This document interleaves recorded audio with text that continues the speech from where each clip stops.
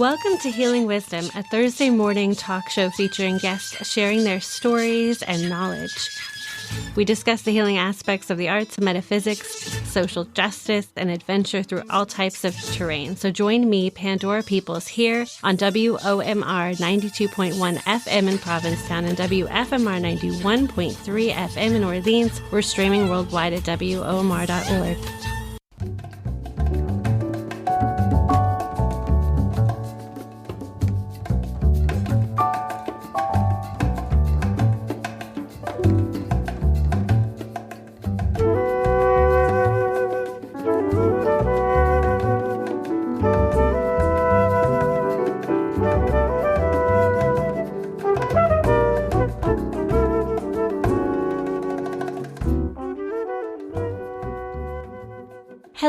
Hello out there, and good morning. This hour of programming is brought to you by sustaining members Kristen Knowles and Tom Fettig. You can become a sustaining member of WOMR for as little as $15 a month. For more information, you can go to WOMR.org.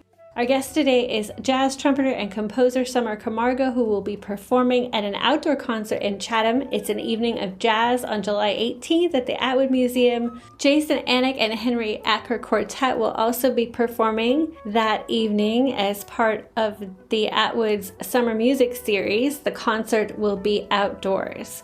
Summer is a Jeremy Green Fellowship recipient at the Juilliard School, where she received her master's. She regularly performs at Dizzy's Birdland and with the Mingus Big Band in New York City, where she's a member of the Saturday Night Live House Band. Can you talk about To Whom I Love, your album? It's your debut album. What inspired it, and what's it all about? My album, To Whom I Love, is a love letter to the community that has helped me so much. My friends, my mentors, my teachers, and my family. And I first came up with this idea because I was at Juilliard. I just graduated, so I was there for 5 years. It's an accelerated master's program. But my first year, and this COVID had just hit, actually. My first year, I was in this class called Entrepreneurship in the Arts. Sorry, I pronounced that a little bit better. Entrepreneurship of the Arts. And our assignment was to pretend that we were applying for a grant at Juilliard, because there's a lot of opportunities to apply for grants at Juilliard, and there's was a donor that literally donated like $1 million to just for students to use for grant money. So amazing. So I literally took the assignment very seriously. I was like, all right, what if I like did an album? I have enough originals, and so I put together this idea, and then a month later I applied for the Lori Frank grant. I used that same application and I ended up winning. Did not think I was going to win, and when I won, I was like, oh my gosh, I promised these donors I'm going to do an album, so I have to do an album now. And it's great because I need some, I need that fire in order for me to continue, doing these goals of mine. So I started calling everyone, the 3 people that came to mind, to just ask for help. Like, what do I do? Like, I have to do this album and I don't know what to do. So I called Sean Jones, I called Bria Skonberg, and I called Wynton Marsalis. And I am so grateful because all 3 of them gave me really amazing insight on what to do. And specifically with Wynton, I was like, is there a way, you can look at my originals?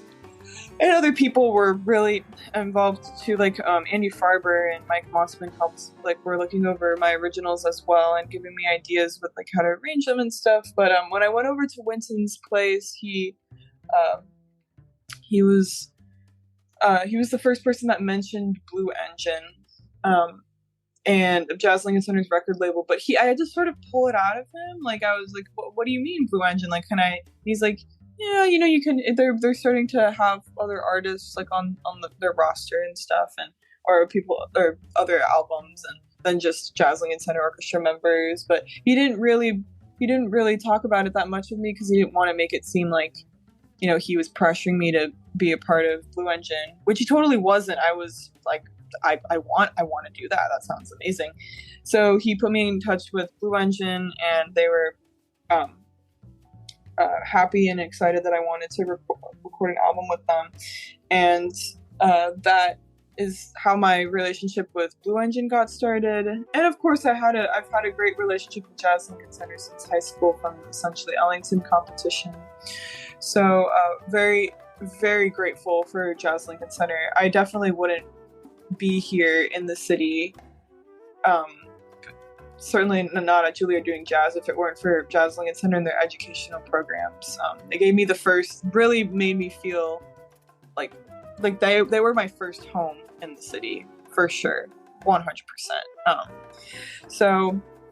But the album itself, like the whole theme, I started writing tunes for my family's birthdays. So June of 2018, I just finished writing a big band chart earlier that year that ended up winning the competition at essentially Ellington, writing composition contest. So at that time I felt a little bit more confident in composing, and I started I was really last minute with this birthday present from my mom in the beginning of June of 2018, and so I was like, let me write her a song. And so I remember sitting down on the laundry room floor, and I was just sort of writing down a melody, and then I added some chords later and put it together super fast, and recorded something and showed it at the birthday dinner, and it instantly became a hit within my family. And everyone sort of, at the table kiddingly was just like, yeah, you're gonna write a song for me too, right? But then, people actually pulled me aside and they're like, no, I want you to write a song for me. So it's like, oh shoot, okay. And it was actually such a blessing in disguise because, I work really well with deadlines. I'm gonna get the job done by the deadline, whether it's if I start it early or if I start it super late. So that year I ended up writing that same month I ended up writing a song for my grandma. Oh, so the song I wrote for my mom was Tenderness Within. And but it's gone through some changes. It actually was an up-tempo waltz when I first wrote it, but that one has gone through the most change since I wrote it. But 80 Tears I wrote for my grandma, 80 Tears of Joy, and that's exactly the same. I didn't change anything about that one when I recorded it. JP Shuffle, I changed like one chord. It's pretty much the same. JP Shuffle I wrote for my dad. So I had like this theme of like writing different songs for people. So by the time I applied for this grant, I had quite a few originals for different family members. And I have two standards on the album. One is On the Sunny Side of the Street, and that's dedicated to my band director from middle school, Mr. Jim Mullen. That's his favorite song ever. So, and I wanted to do something in trad style, so that worked out nicely. And then Splanky, I performed a lot in high school. We did Duke Ellington and Count Basie and Thad Jones. Those were the three bands that we performed, the repertoires that we performed out of the most. And so we played Splanky in high school, and I think it encapsulates the energy of my high school jazz band director, Mr. Christopher Dorsey, very well. So I dedicated that one to him. But that is the vibe of the album. Yeah.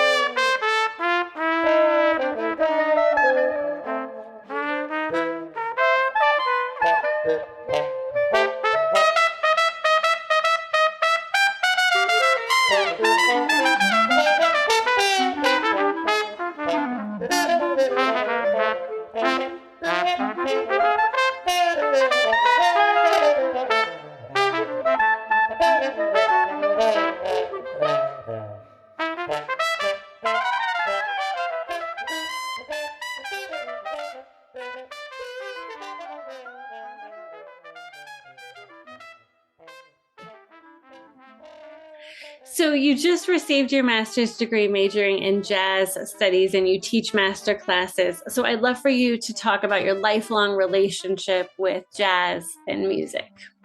Yeah, so my relationship with jazz started when I was pretty young, but I didn't even realize it because my mom actually really liked listening to jazz when I was growing up. She just loved listening to jazz around the house, loved listening to big band, and she's an old soul at heart, so she loved listening to like doo-wop and some older musics. And so my dad, they met in college, and so she got my dad hooked on jazz and listening to jazz. He ended up taking a jazz appreciation course in college. And my mom liked music so much that she actually wanted to minor in music a little bit, but she ended up majoring in visual art. So when they had me, my mom wanted to actually name me Ella after Ella Fitzgerald, but I'm half Colombian, so Ella would be spelled and pronounced as ella in Spanish, which means she, so that wouldn't have worked. but my parents actually put on the back of my birth announcement the lyrics to Summertime, the George Gershwin tune. So it's sort of like I was sort of just raised listening to jazz, but it didn't actually come together until when I was in middle school. And I had started playing trumpet in 5th grade, and in 6th grade, so I went to a school that was K through 12th grade. And so in 6th grade, my school started a high school jazz band. My teacher needed more trumpet players, and I remember she asked me if I was interested, and that was my first audition ever. It was the most informal audition you can think of, but I was scared out of my mind. And she gave me a sheet music, and I completely bombed it. And she's like, "Great, you're hired." So I was in that jazz band, and that's really where I fell in love with jazz. Like every week, every Tuesday, for 30 minutes, we had jazz band. And I looked forward to those 30 minutes every week. I was so excited. And, they just started a jazz band, so people weren't that serious about it. But I was like, practiced my part. I got there early and sing. And In the Mood became my favorite songs. Like I became a little nerd, but that's really where I fell in love with jazz. But the time that I actually decided that I wanted to be a jazz musician was when I participated in the Florida All-State Middle School Jazz Band. So I'm from South Florida, and when I met my private trumpet instructor in 6th grade, and he was a person that inspired me to be a musician, but to be a jazz musician was when I participated in that All-State that year, and that was the first year that they had an All-State middle school jazz band for Florida. And it was actually a pretty stacked band. A lot of those people I actually am still in touch with, and some of them, went to Juilliard with me and are in New York City. The middle schoolers were quite good, and so when I was there, I was just so inspired.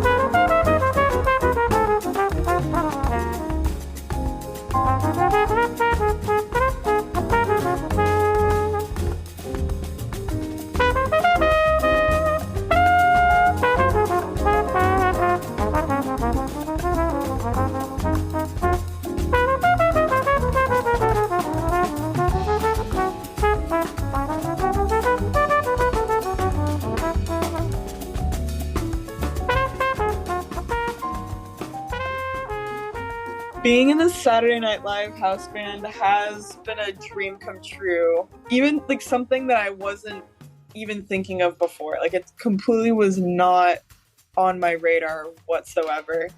It was actually today's the 6th. So yesterday was the 2-year anniversary of me being called for SNL. I was celebrating the 4th of July 2 years ago with my friend. So this was on July 4th, 2022. And she came over. Her name's Colin Hanna. She's an amazing trumpet player as well. And she just won a international jazz trumpet competition, actually. But she came over, and a lot of our friends were out of town, and we decided to celebrate together. So we were making some Rice Krispie treats, and we were watching the PBS national special. And I remember telling her, like, wow, like it must be so nerve-wracking to play on TV, but also exhilarating. Like I wonder what that's like. And she was like, Summer, in no time that's gonna happen to you. And I was like, what do you mean? I don't have any connections on TV, but maybe like far in the future or something. The next day, I'm in my apartment. I am working out. I have like a mat and, doing some body weight stuff. And I get a call from a New York number. And when you're a freelance musician, you answer every call you get. So I answered the phone, but I was out of breath. So I was working out. So I answered the phone like, hello. And the person who had called me was Lenny Pickett, the leader of the Saturday Night Live house band, the tenor saxophonist, the main soloist of the band. And he's like, hi, is this Summer Camargo? And I was like, yes, it is. And it's just actually insane within 5 minutes how your life can be changed forever.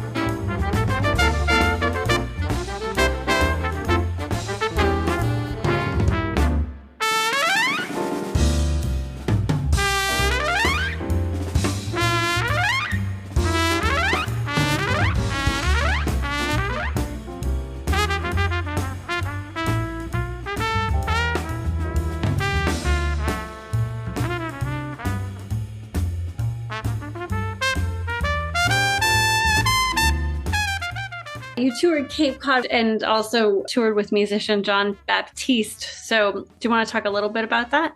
Last summer was the first time that I toured with my band in Cape Cod. And that was very exciting. Cape Cod, it was so beautiful. I love seafood and I love just like the vibe. And it was so wonderful. And the people were just really great. It was just a lot of fun, just like switching up the music every night but playing the same songs, but then trying to just pushing the boundaries of like how I'm approaching the song when I'm soloing. It was really just a lot of fun, and the band was just fun and really great people, and we had such a great time, and I'm just so grateful for Jazz Lincoln Center for that opportunity. So that sort of was just like confirmation, like, I want to do this. I really want to continue to play with my band and continue touring. And I've done tours in Europe and Asia, and those were just so much fun. But it would be, the next level would be like for me to perform my original music. And as you can tell, I love to talk. So I like to talk to the audience and just tell them the stories about my music and try to just bring them as much happiness and joy as, I'm having performing for them. And So it's really, yeah, I had such a great time performing at Cape Cod. My relationship with Jon Batiste started through Juilliard. I did a video. Juilliard had, I don't think they don't really have that relationship anymore, but Juilliard had a great relationship with Fendi, and they did a lot of collaborations. Fendi actually gave out different scholarship stuff and gave them to mostly classical musicians and dancers. But there was one collaboration that Fendi wanted to do, and they had a student, write an original, and a small group from the Juilliard Jazz program to perform, and we were fully clothed in Fendi outfits. So that was during the pandemic, and that was a lot of fun to record. And Jon saw that video of me, and similarly to, I didn't say this in the last question, but that's how Lenny found out about me, was through a YouTube video too. Because I didn't know, Lenny, or really, I didn't really know Ron Blake, even though he taught at Juilliard. I'd maybe worked with him once, but yeah, so it just, goes to show that you have to just take every opportunity seriously, because you literally never know who's watching. So Jon saw that video of me, and he reached out to me on Instagram. He DM'd me and said that I sounded great in the video, and I was like, wow, yeah, thank you, Mr. Batiste. When was the first time I played with him? Oh, okay, yes. He asked me to play in his American Symphony that he was writing, and I didn't realize that it was going to be, a documentary on Netflix. But there were cameras everywhere. I knew that they were recording it for something, but I didn't know what it was for. But that was a lot of fun. My good friend Grace Fox, we both get called to do Jon's stuff all the time. Tell us about your performance at the Atwood Museum's Evening of Jazz. It's coming up this July 18th. What can folks expect? I am so excited to be performing with my trio at the Atwood Museum. I'm performing with pianist Will Gier, and I'm performing with Jerry Jamanilla, the alto player, and they're both incredible musicians. And it's gonna be great. We're gonna be performing some of my originals from the album, To Whom I Love, but also some standards. And we're all so excited to be performing. And I am so excited to be going back to Cape Cod, because I had such a beautiful time performing there before, and I am just looking forward to being there and playing for everyone there. So come out. It'll be fun. We're excited.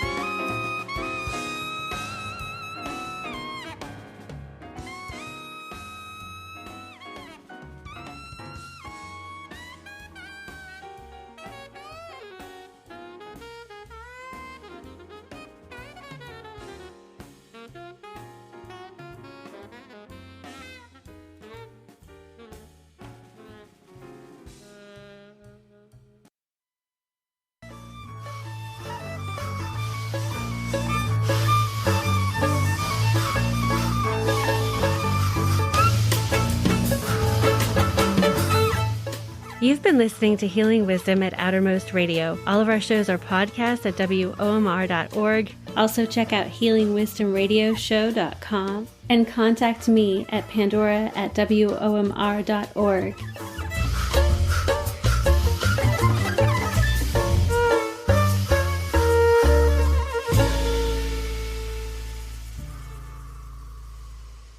Our theme music is provided by Mason. You can find her website at masonmusic.com.